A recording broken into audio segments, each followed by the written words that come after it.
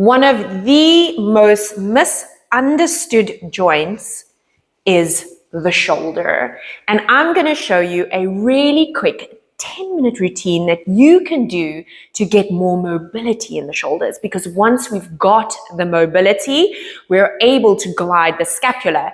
You might have too much mobility, because we get that a lot. And if you have too much mobility, it means that we're going to work you in mid-range and not do shoulder mobility. But that's for a later video. Check this out. Two areas you want to test is pec major and pec minor, because that's going to tell me whether the client is going to be stuck in this position.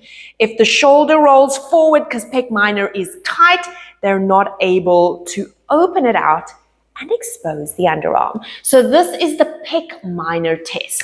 She's going to take her arms up to 90 degrees. She's going to open the arms out, but here's the trick. The elbows have to pull away and the hands have to try and be lower than the elbows. When I get the hands lower than the elbows, it's going to tell me whether that pec minor has the flexibility to do that. If she can get the hands lower than the elbows, it exposes the underarms. And that tells me that serratus anterior is able to take that inferior angle of the scapula and expose the underarm. And we need that for scapular stability when we start loading the shoulder.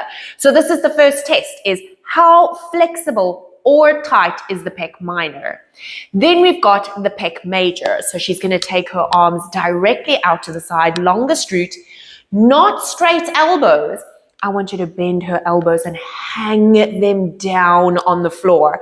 So I want that chest to open completely, because this is going to tell me whether her thoracic spine is going to be stuck when I'm trying to do shoulder work. Because if the thoracic spine is stuck, she also can't open the chest out and get the arm into its full range. So I want to see that the elbows are relaxed on the mat. So those are my two quick tests. Then I do mobility. So she's going to start with bent elbows. She's gently going to open it out, hands down, lower than the elbows, bring it back in. And opening it out, it is free, and bringing it in, there's no effort. And open, reach the elbows away and bringing it back in. And now what you don't want them to do is, as they open, if they tell you they're feeling it in between their shoulder blades, then you know they are squeezing the shoulder blades together. The stretch should be over the front of the chest. Here's the thing. If they're not getting a stretch, but they're squeezing the shoulder blades, it could actually be the structure of their shoulder that is a little bit different. So now she's going to bring her arms up, straighten her arms, palms turn to face her knees. Inhale, arms above her head. This is what I'm looking for.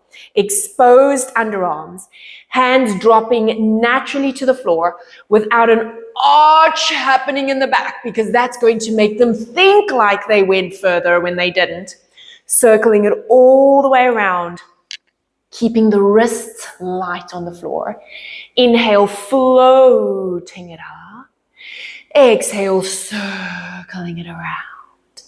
And inhale, floating it up, exposed underarms.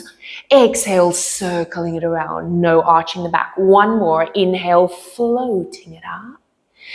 And exhale, circling it around. She's now going to float it up, down on the floor, bend the elbows in at the sides and straighten the arms. So I'm going between pec major and minor, taking it up, bending it in at the sides onto the floor as soon as she can, bringing it next to her sides and taking it all the way up.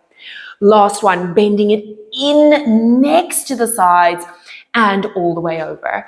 From there, bringing it up to the ceiling, crossing the elbows over, holding the opposite shoulder blade. So we're now pulling the shoulders apart at the back just to release in between the shoulder blades. She's then going to bring her arms up, interlace her hands, elbows touch each other, but they are going to separate. She inhales, takes the arms above. Exhale, brings it back and gets the elbows touching. So we're pulling the shoulder blades apart. And inhale, taking it up. And bringing it back and getting the elbows to touch as soon as possible. And last one, taking it up and gently bringing it back, holding it there. Just relax it open and release it. And this is just a mobility routine that we do. It's supposed to be free. We're not forcing the movement.